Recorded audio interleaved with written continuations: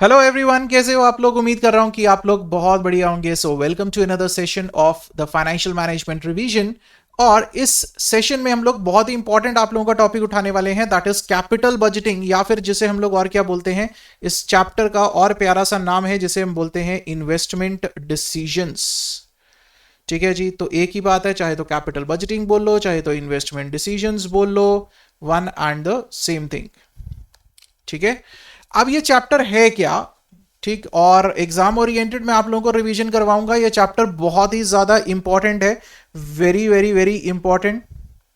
तो अगर हम लोग 50 मार्क्स की बात करें फॉर फाइनेंशियल मैनेजमेंट, मैं कह सकता हूं कि 10 नंबर का कैपिटल बजटिंग बहुत आराम से आ सकता है एग्जाम में। ठीक है जी, केस स्टडी आ सकती है। इतना इंपॉर्टेंट चैप्टर है, मुश्किल नहीं है बट इंपॉर्टेंट है सर। तो कोशिश करूंगा इसे दो पार्ट्स में डिवाइड करके रिकॉर्ड करने की, सो दैट कि आप लोगों के लिए भी थोड़ा सा इजी हो जाए कि सर है क्या कैपिटल बजटिंग, है क्या फाइनेंशियल मैनेजमेंट में, क्या रोल है इसका। ठीक, तो सबसे पहले बेसिक सी चीज समझते हैं। कैपिटल क्या है? आप लोगों का पैसा है जो आप लोग बिजनेस में लगाते हो। बजटिंग क्या है? बजटिंग है हम कुछ फ्यूचर की प्लानिंग कर रहे हैं। ठीक है ना, बजटिंग का मतलब है हम लोग कुछ फ्यूचर की प्लानिंग करते हैं। अब कैपिटल बजटिंग क्या है? कहता साहब आपके पास पैसा है, आपने पैसा लगाना है किसी चीज में। किस चीज में लगाना है सर? कोई ऐसी इन्वेस्टमेंट जो कि बहुत सारा पैसा मांगती है और जो इरिवर्सिबल डिसीजन है। ठीक है, जैसे कि आपने अगर गाड़ी खरीदनी है, अब गाड़ी खरीदने के लिए आपको 10 लाख 12 लाख 15 लाख रुपए चाहिए। और क्या ऐसा हो सकता है कि आप आज गाड़ी खरीदो और कल को कोई यार मजा नहीं आ रहा गाड़ी चला के, नहीं गाड़ी नहीं खरीद और कोई लेते हैं, ये इसको बेच देते हैं, ऐसा हो सकता है? नहीं है। तो कैपिटल बजटिंग डिसीजन, तो वो कह रहे हैं कि आपने डिसीजन आज लेना है, फायदा उसका अगले आने वाले कई सालों तक होगा। तो आज अगर डिसीजन लेना है तो आपको सोच समझकर डिसीजन लेना होगा कि क्या उसका फायदा होगा भी आने वाले टाइम में या नहीं। ठीक है, और डिसीजन सर सोचने की क्या जरूरत है? वो इसलिए क्योंकि बहुत सारा पैसा इन्वॉल्व है। दूसरी चीज इरिवर्सिबल डिसीजन है। तो कैपिटल बजटिंग डिसीजंस के दो इंपॉर्टेंट फैक्टर्स हैं। ठीक है, तो क्या कह रहे हैं capital budgeting? It is the process of deciding whether or not to commit resources to a capital investment or project whose benefits would be spread over several years। कहता है जिसका बेनिफिट जो है ना अगले आने वाले कई सालों तक मिलने वाला है। बहुत बढ़िया सर। उसके बाद क्या कहता है? Mutually exclusive project. Mutually exclusive, अब types of capital budgeting process है। अच्छा चलो, उससे पहले मैं दो चीजें और लिखवा देता हूं आपको। सर क्या है कैपिटल बजटिंग डिसीजन? जब भी आपने लेने हैं, कोई प्लांट एंड मशीनरी खरीदनी है, आप प्लांट एंड मशीनरी के लिए बहुत सारा पैसा चाहिए, तो lot of money is involve. Capital budgeting decisions में lot of money is involve.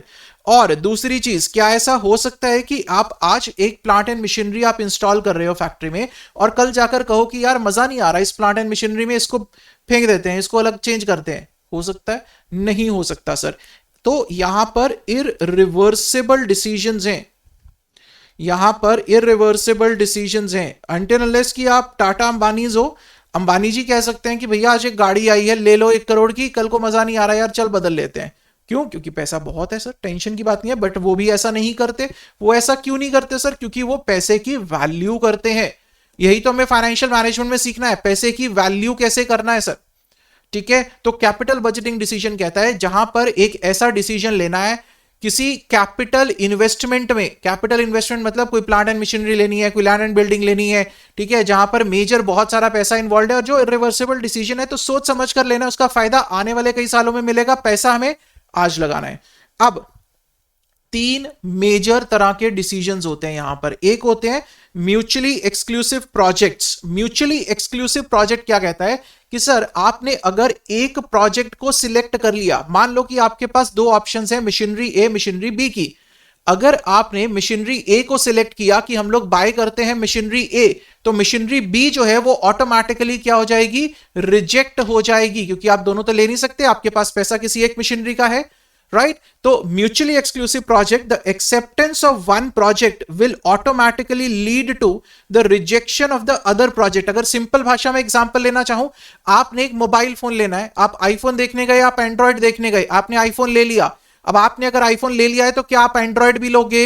नहीं लोगे। सिर्फ और सिर्फ आप आईफोन पे ही फोकस करोगे, क्योंकि आपके पास पैसा इतना तो नहीं है कि आप दोनों चीजें ले सको। ठीक है, तो इसको बोलते हैं म्यूचुअली एक्सक्लूसिव प्रोजेक्ट, कि एक प्रोजेक्ट अगर एक्सेप्ट किया तो दूसरा ऑटोमेटिकली रिजेक्ट हो जाएगा। उसके बाद आएगा इंडिपेंडेंट प्रोजेक्ट। इंडिपेंडेंट प्रोजेक्ट कह रहे हैं कि सर अगर एक प्रोजेक्ट हमने एक्सेप्ट किया है तो दूसरे को भी एक्सेप्ट कर सकते हैं, वो डिपेंड करता है हमारी रिक्वायरमेंट क्या है। अगर वो फुलफिल कर रहा है, हम एक से ज्यादा प्रोजेक्ट को कर सकते हैं एक्सेप्ट। आपने मोबाइल खरीदा है, आपने मोबाइल के बाद आपने अगर कवर खरीदना है मोबाइल का तो आप खरीद सकते हो ना सर, ठीक है, उसमें तो कोई हर्ज नहीं है।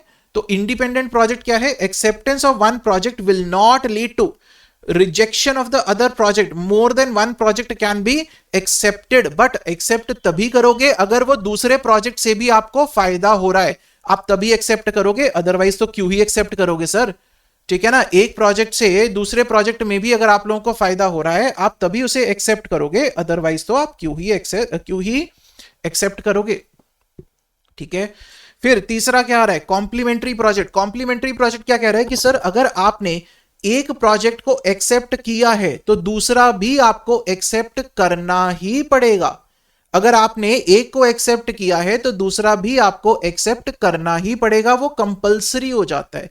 जैसे कि आपने किसी रिमोट एरिया में फैक्ट्री लगानी है तो गवर्नमेंट की अप्रूवल ले ली, गवर्नमेंट कह रही है ठीक है जी आप फैक्ट्री लगा लो, लेकिन गवर्नमेंट कहती है साथ में आपको एक चीज और करनी पड़ेगी, उस एरिया की जितनी भी सड़कें हैं आपको वो भी बनानी पड़ेगी, ठीक है। तो वो कॉम्प्लीमेंट्री प्रोजेक्ट है। अगर एक प्रोजेक्ट एक्सेप्ट करोगे तो दूसरा ऑटोमेटिकली एक्सेप्ट होगा साथ में ही, ठीक है। Acceptance of one project requires the acceptance of other project also.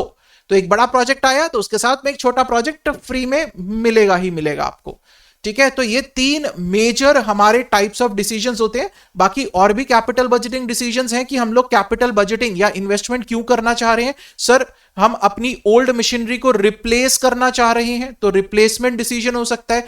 हम अपनी टेक्नोलॉजी को मॉडर्नाइज करना चाह रहे हैं तो मॉडर्नाइजेशन डिसीजंस होता है, ठीक है। तो वो भी डिसीजंस होते हैं, वो थ्योरेटिकल पार्ट है, वो मैंने लेक्चर्स में करवा रखा है, लेकिन यहां पर हमारे लिए ये तीन डिसीजंस ही इंपॉर्टेंट हैं। उसके बाद फिर आ जाती है टेक्निक्स ऑफ कैपिटल बजटिंग। अब जो टेक्निक्स ऑफ कैपिटल बजटिंग है, ध्यान से सुनना इस चीज को, क्या बताने चाह रहा हूं, सबसे इंपॉर्टेंट पार्ट यही है हमारे पास कैपिटल बजटिंग का, या फिर जिसे हम लोग इन्वेस्टमेंट डिसीजंस भी बोलते हैं, ठीक है, या फिर जिसे हम लोग इन्वेस्टमेंट डिसीजंस भी बोलते हैं। अब अगर मैं यहां पर टेक्निक्स की बात करूं, यहां पर अगर मैं टेक्निक्स ऑफ कैपिटल बजटिंग की बात करूं तो टेक्निक्स को हम लोग ब्रॉडली दो पार्ट्स में डिवाइड करते हैं। दो पार्ट्स में हम लोग डिवाइड करते हैं। एक हमारे पास आती है non time adjusted techniques, non time adjusted techniques, और एक हमारे पास आती है सर टाइम एडजस्टेड टेक्निक्स, ठीक है। नॉन टाइम एडजस्टेड टेक्निक्स कौन सी होती हैं, ये वो टेक्निक्स है जहां पर टाइम वैल्यू ऑफ मनी को कंसीडर नहीं किया जाता, राइट। जहां पर हम कहते हैं कि पैसे की जो वैल्यू है वो सालों साल सेम ही रहेगी, कोई फर्क नहीं आएगा, ठीक है जी। तो टाइम एडजस्टेड टेक्निक्स में हम लोग टाइम वैल्यू को कंसीडर करते हैं कि समय के साथ पैसे की जो वैल्यू है वो चेंज होती है। इसका मतलब क्या है सर, पैसे की वैल्यू कैसे चेंज हो सकती है।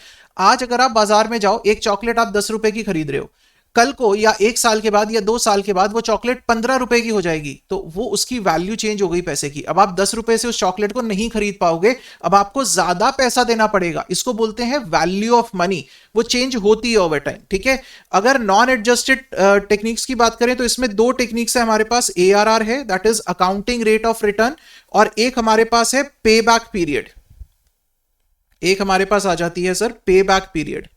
तो ये दो टेक्निक्स हमारे पास आएंगी।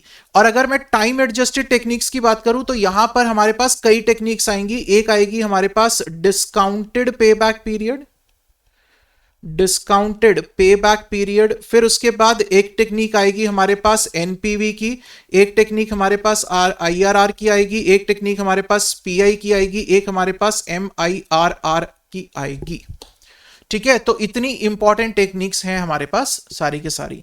तो सबसे पहले हम लोग स्टार्ट करेंगे नॉन टाइम एडजस्टेड टेक्निक से, और उसमें हम लोग स्टार्ट करेंगे सर किससे, ARR से हम लोग स्टार्ट करेंगे, ठीक है। बेसिक आपको समझ में आना चाहिए कि कैपिटल बजटिंग का बेसिक पर्पस क्या है इस चैप्टर को पढ़ने का, कि सर आज जो हम बहुत सारा पैसा लगाने वाले हैं किसी चीज में, क्या हमें फ्यूचर में उससे उतना बेनिफिट मिलेगा या नहीं मिलेगा उस इन्वेस्टमेंट से, वो हम लोग देखना चाहते हैं इस चैप्टर में, ठीक है। चलो पहला हम लोग स्टार्ट करते हैं एवरेज और अकाउंटिंग रेट ऑफ रिटर्न, जिसको कि हम लोग प्यार से बोलते हैं ARR। दोनों ही नाम है इसके, एवरेज रेट ऑफ रिटर्न भी बोल देते हैं उसको, अकाउंटिंग रेट ऑफ रिटर्न भी बोल देते हैं हम लोग। ठीक है, अब ये क्या है, ये जो टेक्निक है, it is based on accounting profits. It is based on accounting profit. Sir पूरी के पूरी कैपिटल बजटिंग में ये एक लौती टेक्निक है जो हमारे अकाउंटिंग प्रॉफिट्स के ऊपर बेस्ड है। सर बाकी टेक्निक्स किस चीज के ऊपर बेस्ड है? वो मेरे कैश फ्लोज के ऊपर बेस्ड है। ध्यान से सुनना, मैं क्या कह रहा हूं, मैं कह रहा हूं सिर्फ और सिर्फ ये एक इकलौती टेक्निक है जो मेरे अकाउंटिंग प्रॉफिट्स के ऊपर बेस्ड है। सर इसका मतलब क्या हुआ? अब उसने क्या दिया formula, annual average earnings divided by average investment into 100। इसका मतलब क्या है? पहले तो फॉर्मूला का मतलब समझो। मतलब ये है कि सर आज मैंने अगर अपनी पॉकेट से कुछ पैसा लगाया है बिजनेस में, जिसको हम लोग बोलते हैं इन्वेस्टमेंट, ठीक है, उस इन्वेस्टमेंट को लगाकर मैं कितना प्रॉफिट कमा रहा हूं बिजनेस से, कितने परसेंट, उसको बोलते हैं एवरेज एनुअल अर्निंग्स। समझ में आया? ठीक है, अब एवरेज एनुअल अर्निंग्स क्या है? Annual earnings divided by total project life. ठीक है, अगर मान लो कि ईयर 1 में आपके पास 10,000 की अर्निंग्स हैं, ईयर 2 में आपके पास 20,000 की अर्निंग्स हैं, ईयर 3 में आपके पास 30,000 की अर्निंग्स हैं, तो एनुअल एवरेज अर्निंग्स कैसे आएंगी? 10,000 plus 20,000 plus 30,000 divided by total project life, that is 3 years. तो यहां से आपके पास एनुअल एवरेज अर्निंग्स आ जाएंगी। कितनी आएंगी सर? 60,000, 30,000 आ जाएगी? नहीं, 30,000 आएगी सर? कितनी आएगी? नहीं, 20,000 आएगी सर। ठीक है ना, 60,000 आ गया ना, 10 प्लस 20 30, हाँ ठीक है, 20,000 आएगी। तो आपके पास एवरेज एनुअल अर्निंग्स आ गई 20,000। ये एवरेज एनुअल अर्निंग्स कौन सी होनी चाहिए सर? ये एवरेज एनुअल अर्निंग्स होनी चाहिए मेरे पास, रुको जी, चलो, ये जो एवरेज एनुअल अर्निंग्स है, this should be earnings after tax and depreciation. This should be earnings after tax and depreciation, but before interest on long term debt। interest on long term debt, तो long term debt को minus नहीं करना sir, बाकी सारी earnings, उसमें depreciation भी लेना है सर। डेप्रिसिएशन भी लेना है, हाँ जी डेप्रिसिएशन भी लेना है, क्योंकि हम लोग किसकी बात कर रहे हैं? क्योंकि हम लोग अकाउंटिंग प्रॉफिट्स की बात कर रहे हैं। ठीक है, अब दूसरी चीज आ जाती है सर, एवरेज इन्वेस्टमेंट में क्या कुछ आएगा? एवरेज इन्वेस्टमेंट है opening investment plus closing investment by 2। Sir इसका मतलब क्या हुआ? ध्यान से सुनना, इसका मतलब क्या हुआ? अब एवरेज इन्वेस्टमेंट की बात करूंगा मैं, यहां पर हम लोग टेक्निक कर रहे हैं ARR। अब ARR में अगर मैं बात करूं सर एवरेज इन्वेस्टमेंट की, एवरेज इन्वेस्टमेंट क्या है? एवरेज इन्वेस्टमेंट है, मान लो कि आज मैंने एक प्लांट एंड मशीनरी में इन्वेस्ट किया, 10 लाख रुपए मैंने एक प्लांट एंड मशीनरी में इन्वेस्ट कर दिए। ठीक है, अब 1 साल के बाद क्या ये वैल्यू सेम रहेगी? नहीं सर, इस साल में मैंने डेप्रिसिएशन चार्ज की एट द रेट ऑफ 10%, तो साल के एंड में इसकी वैल्यू जो थी 9 लाख रुपए हो गई। ठीक है, अब ये मेरी क्या बनती है? ये मेरी बनती है ओपनिंग इन्वेस्टमेंट, कि साल के स्टार्टिंग में मेरे इन्वेस्टमेंट की क्या वैल्यू थी और साल के अंत में मेरे पास इस वैल्यू, क्या जो इन्वेस्टमेंट है उसकी वैल्यू क्या है। तो यहां से मेरी निकलती है average investment, that is 10 lakh plus 9 lakh divided by 2। ठीक है जी, तो ये आ जाएगा मेरे पास 19 लाख डिवाइडेड बाय 2, 9.5 लाख। ये आई मेरे पास एवरेज इन्वेस्टमेंट। समझ में आ रहा है? समझ में आ रहा है जी। अब इसकी वेरिएशंस सुनना ध्यान से। ठीक है, एक तो वे है एवरेज इन्वेस्टमेंट ऐसे निकालने का, opening investment plus closing investment divided by 2। अब यहां पर और क्या हो सकता है? वो कहता है कि मान लो 5 साल का प्रोजेक्ट है। ठीक है, मान लो कि 5 साल का प्रोजेक्ट है, तो अकॉर्डिंगली एवरेज इन्वेस्टमेंट क्या हो सकती है? वो कह रहा है स्टार्टिंग में आपने 1 लाख रुपया लगाया था प्लांट एंड मशीनरी में, उस प्लांट एंड मशीनरी की एंड में सैल्वेज वैल्यू आ जाएगी 10,000। मतलब क्या हुआ कि जो इन्वेस्टमेंट थी मेरी, उसकी ये ओपनिंग वैल्यू हो गई, ये ओपनिंग वैल्यू हो गई, और उस इन्वेस्टमेंट की ये जो सैल्वेज थी ये क्लोजिंग वैल्यू हो गई मेरे पास। ठीक है जी, closing value of investment. Clear हो गया? तो एक इस तरह से दिया हो सकता है। और क्या हो सकता है सर, अगर डेप्रीसिएशन नहीं है उस इन्वेस्टमेंट पे, और क्या हम लोग ले सकते हैं, जितनी भी आपकी इनिशियल इन्वेस्टमेंट है, initial investment can be considered as average investment। ठीक है, initial investment can be considered as average investment. मतलब क्या कि सर जब एवरेज इन्वेस्टमेंट लेनी है यहां पर एआरआर के पर्पस के लिए, तो आप सिर्फ और सिर्फ इस 1 लाख रुपए को एवरेज इन्वेस्टमेंट मान के क्वेश्चन को सॉल्व कर सकते हो। या तो हमने कहा opening plus closing divided by 2, हां जी सर, या फिर हमने कहा इस तरह से भी सिर्फ और सिर्फ ओपनिंग को लेकर भी हम लोग कर सकते हैं, या सिर्फ और सिर्फ जहां पर हमने कहा इनिशियल इन्वेस्टमेंट है हम उसको लेकर भी कर सकते हैं। ठीक है जी, कोई डाउट यहां तक क्लियर है यहां पे? चलो बहुत बढ़िया। अब इसकी एक और वेरिएशन है। सर कितनी वेरिएशंस हैं? बहुत सारी वेरिएशंस हैं, चिंता मत करो। और कैसे एवरेज इन्वेस्टमेंट को निकाला जा सकता है? सर मान लो कि आपने स्टार्टिंग में जो ओपनिंग वैल्यू है इन्वेस्टमेंट की वो है 1,20,000, एंड में उसकी सैल्वेज वैल्यू जो है दैट इज 20,000। ठीक है, दैट इज 20,000। अब वो क्या कहता है? कहता सर एक चीज बताओ, आपने पॉकेट से 1,20,000 रुपए लगाए थे। मैंने कहा लगाए थे। वो कह रहे सर उसमें से 20,000 तो आपको ऐसा वापस आ जाएंगे। मैंने कहा आ जाएंगे। तो वो कह रहे हैं कि आपकी ऑन एन एवरेज आपका पैसा जो इन्वेस्टेड था वो कितना था?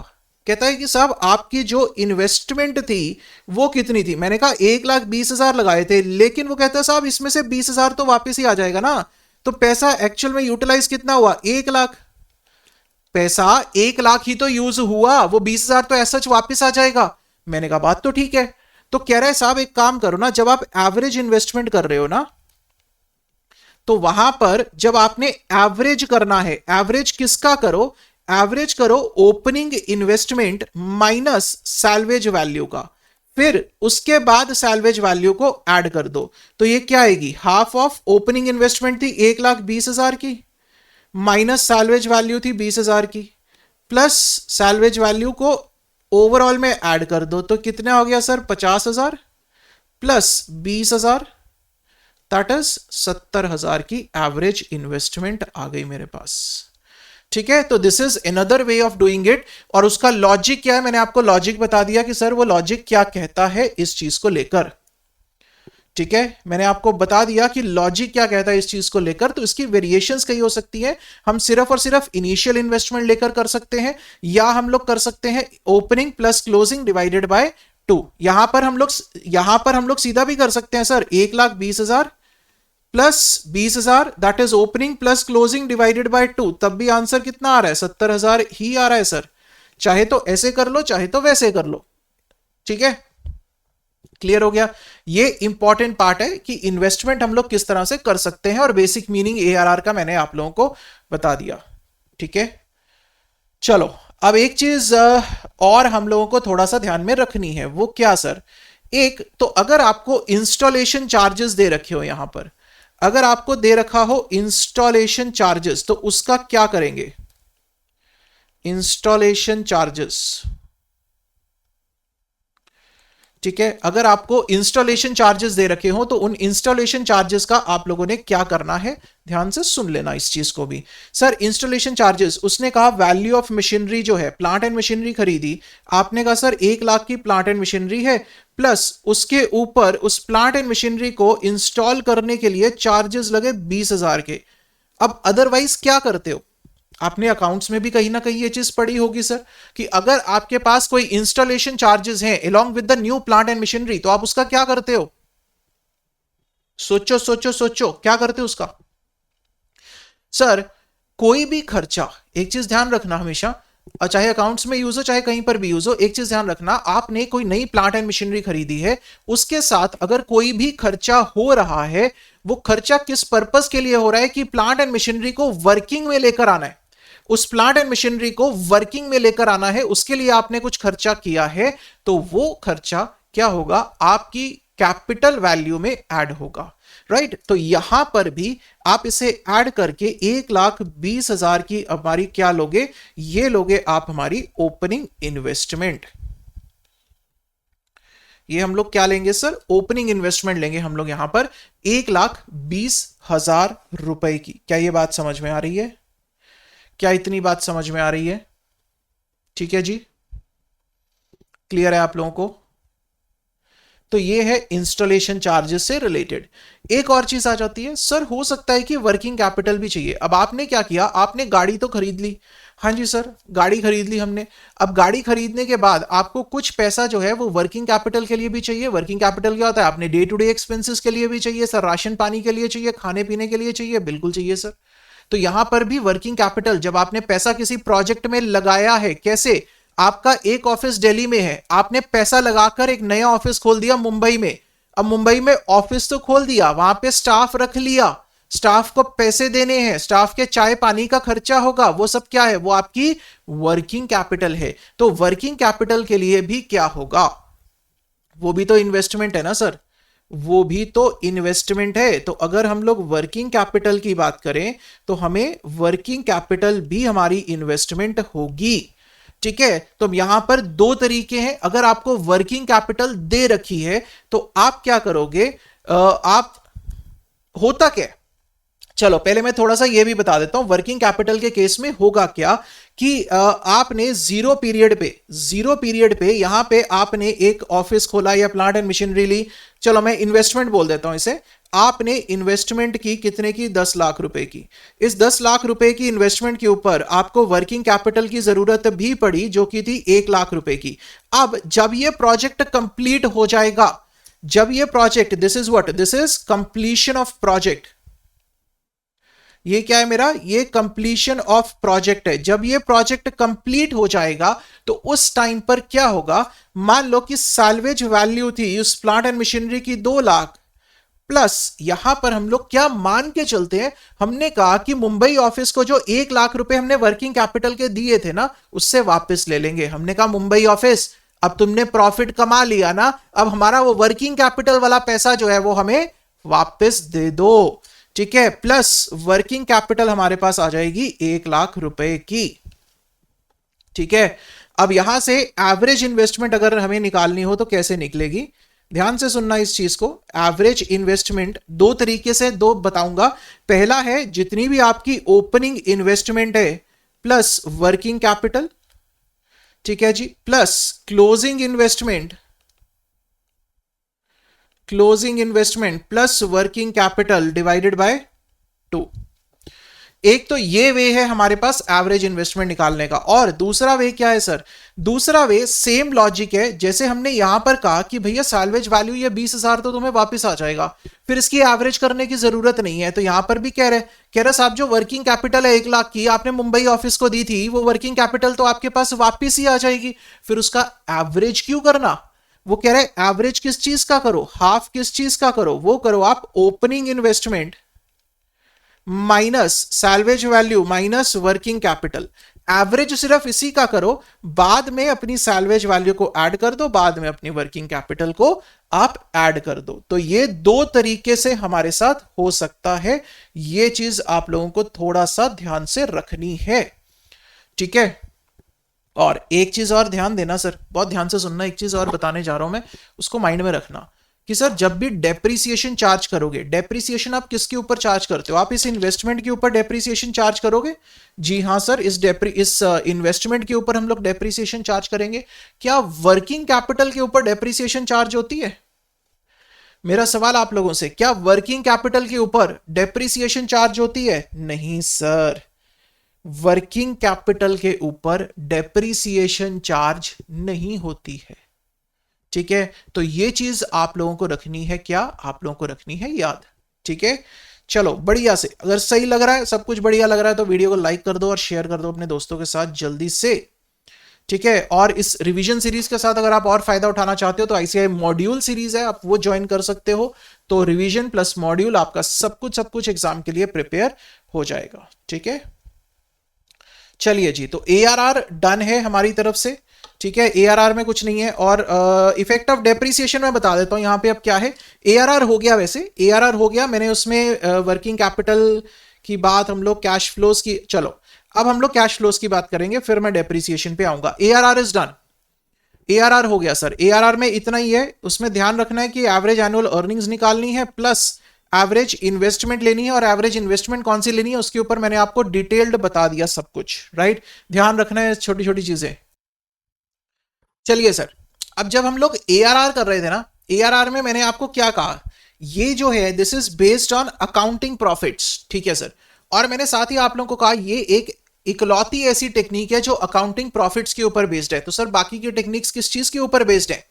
बाकी की टेक्निक्स जितनी भी हमारी है ना, that is based on the concept of cash flows.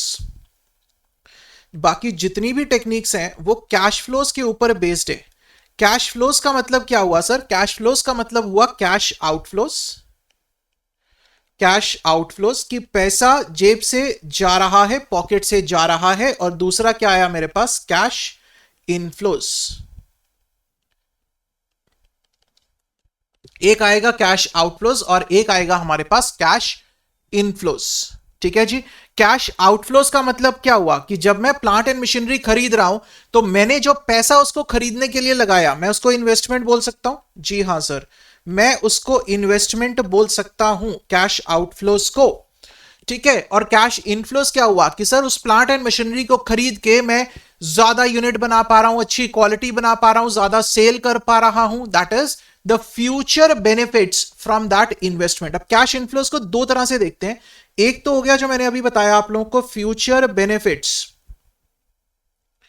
Future benefits from investment, ठीक है, कि जो हमने इन्वेस्टमेंट की है उससे हमें फ्यूचर में क्या बेनिफिट मिलने वाले हैं, एक तो वो चीज हो गई सर। इसके अलावा और क्या हुआ? इसके अलावा एक होते हैं डीम्ड कैश इनफ्लो। एक मैं क्या बोलता हूं, एक को मैं बोलता हूं सर डीम्ड कैश इनफ्लो। ये क्या होता है सर? सर ये कौन सी बला है डीम्ड कैश इनफ्लो? ये तो सुना नहीं है हमने, मैंने सुना रखा है भैया, ध्यान से सुनना। डीम्ड कैश इनफ्लो क्या होता है? डीम्ड कैश इनफ्लो वो कहता है कि अगर कोई आपका कैश आउटफ्लो हो रहा था रेगुलर बेसिस पर, अब नई प्लांट एंड मशीनरी लगाने से वो आउटफ्लो नहीं होगा, savings in the cash outflow, उसको हम लोग क्या कहते हैं? डीम्ड कैश इनफ्लो, ठीक है। तो अगर आपका सेविंग्स इन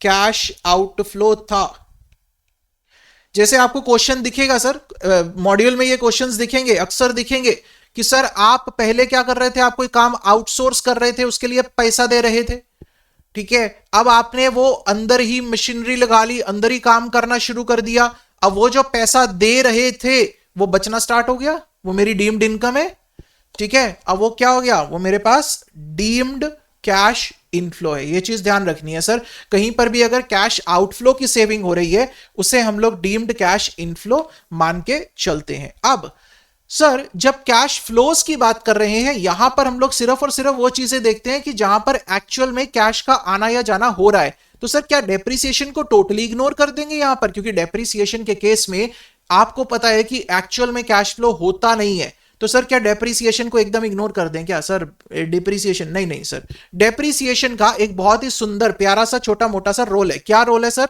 डेप्रिसिएशन का? इस पॉइंट को ध्यान से पढ़ना। Effect of depreciation on the cash flows, क्या कहता है? Depreciation plays the role of tax saving in case of cash flows. कैसे? ये स्टेटमेंट समझना, आपने earnings before interest and taxes की, ठीक है सर, उसके ऊपर डेप्रिसिएशन माइनस की, आपके पास इंटरेस्ट माइनस किया सर, सॉरी, चलो ठीक है, इसमें से मैंने कहा डेप्रिसिएशन माइनस कर ली, ईबीटी आ गया, ठीक है। उसके ऊपर टैक्सेस माइनस किए, मेरे पास अर्निंग्स आफ्टर टैक्सेस आ गई। अब क्या है सर? अब क्या है? मुझे क्या चाहिए? अब देखो डेप्रिसिएशन जो है, आपको पता है डेप्रिसिएशन को हम टैक्सेशन पर्पसेस के लिए बुक्स में क्लेम करते हैं, कर सकते हैं। प्रॉफिट एंड लॉस अकाउंट में हम लोग depreciation on plant and machinery, depreciation on other fixed assets दिखाते हैं। हाँ सर दिखाते हैं, क्या दिक्कत है उसमें? कर सकते हैं।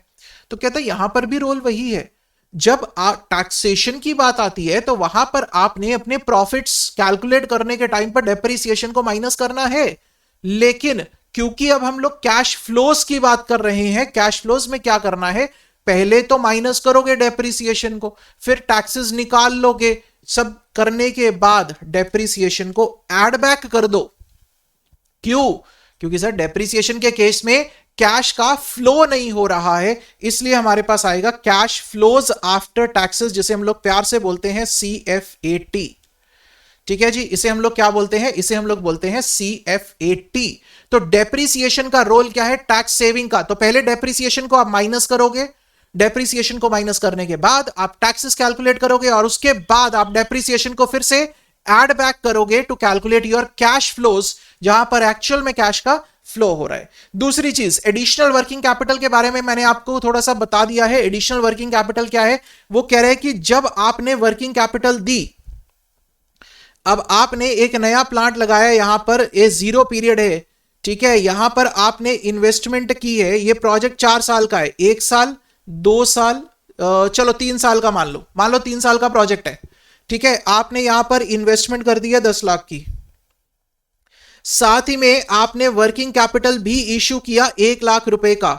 अब ये 0 पीरियड पे ये जो वर्किंग कैपिटल है, इसे क्या मानेंगे, कैश इनफ्लो या आउटफ्लो? सर दिल्ली ऑफिस ने मुंबई ऑफिस को दिया, ठीक है, अब मुंबई ऑफिस के पॉइंट ऑफ व्यू से तो इन्वेस्टमेंट है 10 लाख की, और मुंबई ऑफिस के लिए ये वर्किंग कैपिटल क्या है, इनफ्लो है। लेकिन दिल्ली ऑफिस के लिए क्या है, हम तो दिल्ली ऑफिस का देखेंगे ना। क्यों सर दिल्ली ऑफिस क्यों देखेंगे? इन्वेस्टमेंट कौन कर रहा है? दिल्ली ऑफिस। कंसर्न्ड कौन है कि ऑफिस खोलेंगे, चलेगा या नहीं चलेगा? दिल्ली ऑफिस। हेडक्वार्टर कौन है? दिल्ली ऑफिस। डिसीजन कहां हो रहा है? दिल्ली ऑफिस। तो दिल्ली ऑफिस ने जब वर्किंग कैपिटल मुंबई ऑफिस को दिया है, तो उसके लिए कैश इनफ्लो हुआ या आउटफ्लो हुआ? सर उसके लिए हुआ कैश आउटफ्लो, ठीक है।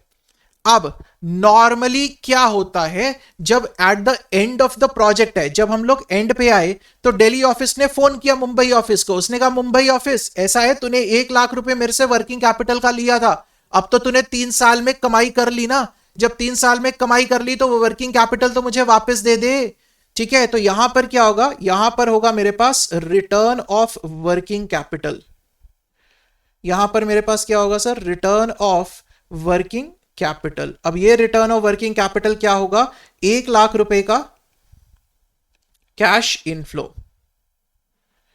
सर क्या ये रिटर्न ऑफ वर्किंग कैपिटल हमेशा ही at the end of the life of project होगा? नहीं सर, कोई जरूरी नहीं है। वो मेंशन कर सकता है कि 2 साल के बाद भी हमने रिटर्न कर दी, तो ये एज पर क्वेश्चन हमें देखना पड़ेगा कि हम कब रिटर्न कर रहे हैं, उसके ऊपर डिपेंड करेगा। जरूरी नहीं है कि eight the end of life है, लेकिन अगर क्वेश्चन साइलेंट है, अगर क्वेश्चन साइलेंट है तो क्या करना है, तो आप लोगों को ये वर्किंग कैपिटल रिटर्न माननी है at the end of the project, plus आपको ये मान के चलना है कि same amount of working capital ही हमें वापस आ गई है। 2 चीजें एज्यूम करनी है अगर क्वेश्चन साइलेंट है। अदरवाइज क्वेश्चन कह सकता है कि सेकंड पीरियड के एंड में आपने रिटर्न कर दी, 50,000 रुपए रिटर्न कर दिए, तो अगर वैसा दिया तो अकॉर्डिंगली हम लोग क्रिएट कर लेंगे। तो स्टार्टिंग में जब वर्किंग कैपिटल इशू कर रहे हैं तो कैश आउटफ्लो है, at the end of the project या इन बिटवीन कभी भी अगर वापस आ रहा है तो वो इनफ्लो है। सर क्या ये आउटफ्लो भी हमेशा स्टार्टिंग में ही होगा? जरूरी नहीं है, हो सकता है कि यहां पर जाकर वर्किंग कैपिटल की जरूरत पड़े, तो पीरियड जो है वो क्वेश्चन के अकॉर्डिंग डिपेंड करेगा। क्लियर है जी, वर्किंग कैपिटल वाला पॉइंट क्लियर है आप लोगों को? तो this is about the additional working capital. तो उसने क्या दे रखा है, to be treated as cash outflow in the year of issue of working capital and at the end of the useful life of the project to be treated as a cash inflow unless otherwise stated, ठीक है। Working capital के बाद हमारे पास अगला point आता है cell of an asset का। ध्यान से सुनना कि सेल ऑफ एसेट में हमारे पास कैश आउटफ्लो है या इनफ्लो है या क्या इशू है यहां पर, तो इस चीज को बहुत ही ध्यान से सुनना। सेल ऑफ एन एसेट, ठीक है। अब सेल ऑफ एन एसेट क्या कहता है कि सर आपने एक एसेट खरीदा, यहां पर आपने एक प्लांट एंड मशीनरी खरीदी, ठीक है जी। मान लो वो प्लांट एंड मशीनरी 10 लाख रुपए की थी। अब इस प्लांट एंड मशीनरी के ऊपर over a period of time depreciation charge होगी, बिल्कुल होगी सर। तो इसकी वैल्यू हर साल चेंज होती जाएगी, बिल्कुल होती जाएगी। तो eight the end of the life of the project, मैं 1 साल की बात नहीं कर रहा, मैं क्या कह रहा हूं कि जब प्रोजेक्ट खत्म हो रहा है, उस प्रोजेक्ट के खत्म होने पर जो सैल्वेज वैल्यू है, मान लो कि वो सैल्वेज वैल्यू 2 लाख रुपए की है, ठीक है, इस 2 लाख रुपए को हम लोग क्या बोलते हैं, इसको हम लोग बोलते हैं बुक सैल्वेज वैल्यू, कि आपकी बुक्स में उसकी क्या वैल्यू है। ठीक है, अब हमने क्या कहा, हमने कहा जी हमारे पास बुक सैल्वेज वैल्यू थी 2 लाख रुपए की, हम इस प्लांट एंड मशीनरी को मार्केट में लेकर गए और मार्केट में ले जाकर हमने उसे बेच दिया, तो हमारे पास सेलिंग प्राइस क्या आई, सेलिंग प्राइस आ गई 2,10,000 रुपए की। ये जो बाजार में जाकर हमें उसकी क्या वैल्यू मिल रही है उसको हम लोग क्या बोलते हैं, उसको हम लोग बोलते हैं कैश सैल्वेज वैल्यू। तो दो चीजों में फर्क है, ध्यान रखना, दोनों ही चीजें अलग अलग है। बुक सैल्वेज वैल्यू है कि आपकी बुक्स में आफ्टर डेप्रिसिएशन उसकी क्या वैल्यू है, और कैश सैल्वेज वैल्यू हमें यह बताता है कि अगर आप अपनी प्लांट एंड मशीनरी को या अपनी इन्वेस्टमेंट को, एसेट को मार्केट में लेकर जाओगे तो मार्केट में जाकर आप उसे कितने का बेच सकते हो। तो यहां पर क्या हुआ, यहां पर ये 10,000 रुपए का प्रॉफिट है। अब सर ये जो सेलिंग प्राइस है ये 2,10,000 रुपए, अब मार्केट में जाकर आपने 2,10,000 रुपए का बेच दिया, क्या ये पैसा मेरी पॉकेट में नहीं आएगा? सर बिल्कुल आएगा। तो ये मेरा क्या है, ये मेरा है कैश इनफ्लो। ठीक है सर, सर क्या ये प्रॉफिट 10,000 अलग से आएगा पॉकेट में? नहीं ना सर, वो तो 2,10,000 में आ गया। ये तो 2,10,000 रुपए में मेरा प्रॉफिट जो है वो मेरी पॉकेट में आ चुका है। तो सर फिर प्रॉफिट का क्या करना है? अब जब प्रॉफिट कमाकर तुम घर जा रहे हो ना, तो सरकार को ना तुम्हारा ये प्रॉफिट अच्छा नहीं लग रहा। ठीक है, सरकार को बस वो हो रहा है कि यार भाई तुमने प्रॉफिट कमा कैसे लिया, तुम्हें किसी ना किसी तरह से तंग करना है। तो सरकार ने क्या कहा कि भैया तुमने ये जो प्रॉफिट कमाया 10,000 रुपए का, इसके ऊपर क्या दो, टैक्स दो, टैक्स ऑन प्रॉफिट। कितना? मान लो कि 10% का टैक्स है, तो 1,000 रुपए का टैक्स हो गया। अब ये तो तुम्हारी पॉकेट से जा रहा है ना, ये 2,10,000 रुपए पॉकेट में आया था, लेकिन रास्ते में सरकार ने रोक लिया, इनकम टैक्स डिपार्टमेंट ने रोका, उसने कहा इसके ऊपर टैक्स देकर जाओ। ठीक है, तो आपने भी कहा कि चलो ठीक है जी, अब टैक्स तो देना ही पड़ेगा। अब ये 1,000 जो है, ये 1,000 मेरा क्या है, this is my cash outflow, this is my cash outflow.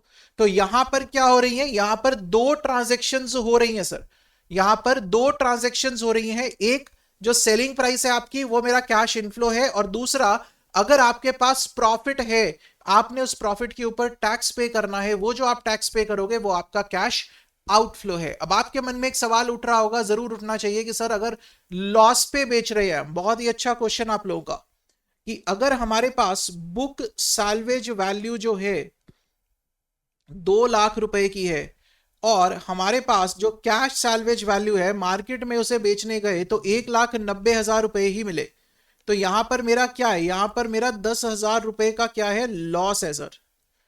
अब यहां पर ये जो कैश सैल्वेज वैल्यू थी, ये मेरा कैश इनफ्लो है, इतना पैसा मेरी पॉकेट में आया, बिल्कुल आया सर। अब ये जो लॉस आया है मेरे पास, इसके ऊपर क्या होगा सर, ये लॉस को मैं अगले पीरियड के प्रॉफिट्स के अगेंस्ट सेट ऑफ कर सकता हूं। आपने टैक्स में पढ़ा है कि sir loss of one period can be set of against the profits of the next period. अब जब अगले पीरियड के प्रॉफिट्स के अगेंस्ट में उसे सेट ऑफ करूंगा तो क्या होगा, अगले पीरियड में प्रॉफिट कम हो गए, प्रॉफिट कम हो गए तो अगले पीरियड में टैक्स कम पे करना पड़ेगा। तो इसका मतलब है इस लॉस के ऊपर मेरा क्या होगा, इस लॉस के ऊपर होगी मेरी टैक्स सेविंग्स। मान लो कि 10% की टैक्स सेविंग्स है, तो ये 1,000 रुपए क्या हुआ, मेरा टैक्स सेविंग्स हुआ, जिसे हम लोग क्या बोलते हैं सर, इसे हम लोग बोलते हैं मेरा डीम्ड कैश इनफ्लो। इसे मैं क्या लेकर चलूंगा, ये मेरा है कैश इनफ्लो, या इसे मैं क्या बोलता हूं, इसे मैं बोलता हूं यहां पर डीम्ड कैश इनफ्लो। क्लियर हो गया? तो दो ही ट्रांजेक्शन्स हो सकती हैं, जब भी सेल ऑफ एन एसेट होगा ना, तो सेल ऑफ एन एसेट से लेकर हमारे पास दो ट्रांजेक्शन्स होंगी, एक कैश इनफ्लो की और एक कैश आउटफ्लो की। मतलब कैश इनफ्लो क्या होगा, जो जिस प्राइस पर आप बेच रहे हो वो मेरा हमेशा ही कैश इनफ्लो होगा, और अगर प्रॉफिट है तो उस प्रॉफिट के ऊपर टैक्स पे करना पड़ेगा, जो मेरा आउटफ्लो बनेगा, और अगर लॉस है तो उसके ऊपर टैक्स सेविंग्स हो जाएगी, जो मेरा डीम्ड कैश इनफ्लो बनेगा। ठीक है, क्लियर हो गया? तो ये बनता है मेरे पास outflows and the inflows. Sir ये आउटफ्लोज और इनफ्लोज में क्या होता है, ये होती है sir statement of cash outflows. Purchase price of the new machinery आ गया, फ्रेट कार्टेज अगर कोई पे कर रहे हो, वर्कर के ट्रेनिंग एक्सपेंसेस हैं, अगर कोई सब्सिडी मिल जाए गवर्नमेंट से तो उस सब्सिडी को हमें करना है माइनस। ये एक इंपॉर्टेंट पॉइंट है, ध्यान रखना, ठीक है। अगर गवर्नमेंट से सब्सिडी मिल जाए, अब यहां पर सर क्या पूरी के पूरी सब्सिडी हमें स्टार्टिंग में मिल जाएगी? जरूरी नहीं है, क्वेश्चन को हमें ध्यान से पढ़ना है। हो सकता है कि गवर्नमेंट कहे कि आपको 1 लाख की सब्सिडी देंगे, लेकिन 50% आपको अभी दे देंगे, 50% आपको 2 साल के बाद देंगे, राइट? So we have to treat it accordingly, ठीक है सर। कोई वर्किंग कैपिटल है, कोई एडिशनल इक्विपमेंट कॉस्ट है, कोई हमें लग रहा है कि और इक्विपमेंट चाहिए तो वो भी ऐड हो जाएगी। रिट्रेंचमेंट कंपनसेशन, रिट्रेंचमेंट कंपनसेशन क्या होता है सर? रिट्रेंचमेंट कंपनसेशन होता है कि आपने नई प्लांट एंड मशीनरी खरीद ली, उसके कारण क्या हुआ, अब आपको कुछ वर्कर्स को ले ऑफ करना पड़ा, अपनी काम फैक्ट्री से निकालना पड़ेगा। क्यों? क्योंकि उनकी जरूरत नहीं है। जो प्लांट एंड मशीनरी आपने खरीदी है वो मॉडर्नाइज्ड है, वो अकेला ही एक प्लांट एंड मशीनरी 10 लोगों का काम कर लेगी, तो वर्कर्स की ज्यादा जरूरत नहीं है। वर्कर्स कहेंगे सर ये तो हमारे साथ नाइंसाफी, आपने प्लांट एंड मशीनरी खरीद ली। तो आपने कहा भैया चिंता मत करो, ठीक है, हमें पता है कि प्लांट एंड मशीनरी हमने खरीदी है जिसके कारण तुम्हें ले ऑफ करना पड़ रहा है, बट तुम चिंता मत करो, तुम्हें अगले 2 महीने की सैलरी हम कंपनसेशन के तौर पर देंगे, इन 2 महीने में तुम नई नौकरी ढूंढ लेना। उसे बोलते हैं रिट्रेंचमेंट कंपनसेशन। और ये जो खर्चा है ये आप टैक्स पर्पसेस के लिए क्लेम कर सकते हो। तो रिट्रेंचमेंट कंपनसेशन, मान लो आपने 1 लाख रुपए का रिट्रेंचमेंट कंपनसेशन दिया है, इस 1 लाख को आप टैक्स पर्पसेस के लिए करोगे तो इसके ऊपर आपको 10% की टैक्स सेविंग्स, तो आपको नेट खर्चा जो है वो 90,000 रुपए का पड़ेगा। ये tax savings on retrenchment compensation है, तभी उसे माइनस किया है टैक्स सेविंग्स को। अब एक चीज और यहां पर रिट्रेंचमेंट कंपनसेशन के रिगार्डिंग में सुनना, ऑल्दो ये पॉइंट ज्यादा यूज नहीं हुआ है कहीं पर, बट मेरा फर्ज है आप लोगों को सभी पॉइंट्स को डिटेल में बता देना ताकि कहीं पर भी आ जाए तो आप तंग ना हो, ठीक है। अब रिट्रेंचमेंट कंपनसेशन क्या है? वो कह रहा है कि आपने यहां पर, ये 0 पीरियड है, आपने यहां पर इन्वेस्टमेंट की, जब इन्वेस्टमेंट की तो यहां पर आपने रिट्रेंचमेंट कंपनसेशन पे किया 1 लाख का, ठीक है, तो ये हो गया मेरा 0 पीरियड पे। वो कह रहा है कि अब इसके ऊपर जो टैक्स बेनिफिट है वो कब मिलेगा आपको? क्या इमीडिएटली टैक्स बेनिफिट मिल जाएगा? सरकार आपको इमीडिएटली टैक्स, नहीं ना सर, जब 1 साल के बाद जब आप रिटर्न फाइल करोगे वहां पर इसका टैक्स बेनिफिट जो है यहां पर लोगे, तो यहां पर मेरे पास आएगा इसका टैक्स बेनिफिट। तो टैक्स बेनिफिट 1 साल के बाद आएगा, राइट। रिट्रेंचमेंट कंपनसेशन मैं आज पे कर दूंगा, टैक्स बेनिफिट उसका बाद में मिलेगा मुझे। तो टोटल कैश आउटफ्लोज आ गए। फिर हमारे पास एक स्टेटमेंट ऑफ सीएफएटी बनती है which is very important. Sale, basically CFAT क्या है? Cash flows. फ्लोज कहां से आएंगे सर? जो आप सामान बनाओगे उसको बेचकर आएंगे। तो सेल्स ली हमने, total cost including the depreciation को माइनस किया, total cost minus sorry sales minus total cost, तो आपके पास क्या आ गई? अर्निंग्स बिफोर टैक्स, ठीक है, ईबीटी। उसमें से आपने टैक्स माइनस किया तो आपके पास ईएटी आ गई। ईएटी में आप क्या करोगे? आप डेप्रिसिएशन को एड बैक करोगे to calculate the cash flows, क्योंकि मैंने पहले ही बताया कि डेप्रिसिएशन के केस में कैश फ्लोज नहीं होते हैं, तो हमने क्या कहा? Earnings after taxes add back depreciation, ठीक है जी। तो कैश फ्लोज आफ्टर टैक्स आ जाएंगे आपके पास हर पीरियड के। और इसके अलावा कुछ और चीजें हो सकती हैं, जैसे कि वर्किंग कैपिटल आ रही है आपके पास, वो हो सकता है कि साल के एंड में आए। जैसे प्रोजेक्ट था मान लो 3 साल का, तो ये ईयर 3 है, मान लो कि 3 साल का था, तो 3 साल के एंड में आपके पास वर्किंग कैपिटल आ सकती है। फिर आपने 3 साल के एंड में एसेट बेच दिया तो उसकी कैश सैल्वेज वैल्यू आ जाएगी। अभी तो बताया मैंने कैश सैल्वेज वैल्यू, ये क्या है? मेरा कैश इनफ्लो ही तो है, तो मैं उसे स्टेटमेंट ऑफ सीएफएटी में प्लस करूंगा। क्या? कैश इनफ्लोज है। अगर प्रॉफिट के ऊपर टैक्स है तो माइनस करूंगा, क्योंकि ये मेरा कैश आउटफ्लो है but related to an inflow, ठीक है। टैक्स सेविंग्स है तो ऐड कर दूंगा, तो मेरे पास टोटल सीएफएटी यहां पर आ जाएगा सर, ठीक है। मेरे पास क्या आ जाएगा? टोटल सीएफएटी यहां पर आ जाएगा, राइट। तो ये मेरे पास बनते हैं cash outflows and the cash inflows. तो हमने क्या किया इस लेक्चर में? इस लेक्चर को मैं और नहीं खींचूंगा सो दैट आप लोग इतने पार्ट पे ही पहले फोकस करके आप रिवाइज कर सको। मैंने क्या कहा? मैंने कहा सर एआरआर है, एआरआर में तो हमने क्या कहा था? एआरआर में क्या था? अकाउंटिंग प्रॉफिट्स के ऊपर बेस्ड है। फिर मैंने कहा बाकी जितनी भी टेक्निक्स हैं वो सब किसके ऊपर बेस्ड है? कैश फ्लोज के ऊपर बेस्ड है, ठीक है। कैश फ्लोज में cash inflows, cash outflows. Outflows क्या है? इन्वेस्टमेंट है। इनफ्लोज क्या है सर? कहां से पैसा आएगा? आएगा कैसे? सामान बनाओगे, सामान को बेचोगे, वहां से पैसा आएगा, ठीक है। तो उसके लिए हमने स्टेटमेंट ऑफ सीएफएटी बनाई है। फिर वर्किंग डेप्रिसिएशन का क्या रोल है वो डिस्कस किया। इंस्टॉलेशन एक्सपेंसेस चलो वो पहले कर लिया था। डेप्रिसिएशन का क्या रोल है कैश फ्लोज में, वो भी मैंने बता दिया। फिर वर्किंग कैपिटल का क्या रोल है वो भी मैंने बता दिया। सेल ऑफ एन एसेट को बहुत ध्यान से करना कि सेल ऑफ एन एसेट है तो दो चीजें होंगी, दो फ्लोज होंगे। सेल ऑफ एन एसेट कितने का बेचा वो आपका कैश इनफ्लो होगा। अगर प्रॉफिट है तो उसके ऊपर टैक्स पे करोगे तो आउटफ्लो हो जाएगा। अगर लॉस है तो उसके ऊपर डीम्ड कैश इनफ्लो हो जाएगा। ठीक है, आउटफ्लो है तो यहां पर हमने देखा tax on profit on the sale minus किया और यहां पर tax saving on the loss यहां पर ऐड किया हम लोगों ने। ठीक है जी, अब नेक्स्ट लेक्चर में हम लोग अगली टेक्निक्स टेकअप करेंगे, दैट इज पे बैक पीरियड, जो कि again non time adjusted technique है। फिर टाइम एडजस्टेड टेक्निक्स पे आऊंगा कि क्या प्रेजेंट वैल्यू निकालना, ये वो चिंता की बात नहीं है। ठीक है, फिर डिस्काउंटेड पे बैक पीरियड करेंगे, एनपीवी है, आईआरआर है, एमआईआरआर है, पीआई है, सब कुछ डिस्कस करेंगे। कोई बात नहीं सर, इस चैप्टर पे थोड़ा सा टाइम ज्यादा लगेगा, लेकिन इसकी रिवीजन भयंकर तरीके से, बहुत अच्छे तरीके से होना जरूरी है। पहले जितना अभी इस लेक्चर में किया है इतना आप लोग एब्जॉर्ब कर लो, right? So see you guys in the next video, till then stay safe, stay healthy, keep studying, keep sharing. Thank you so much.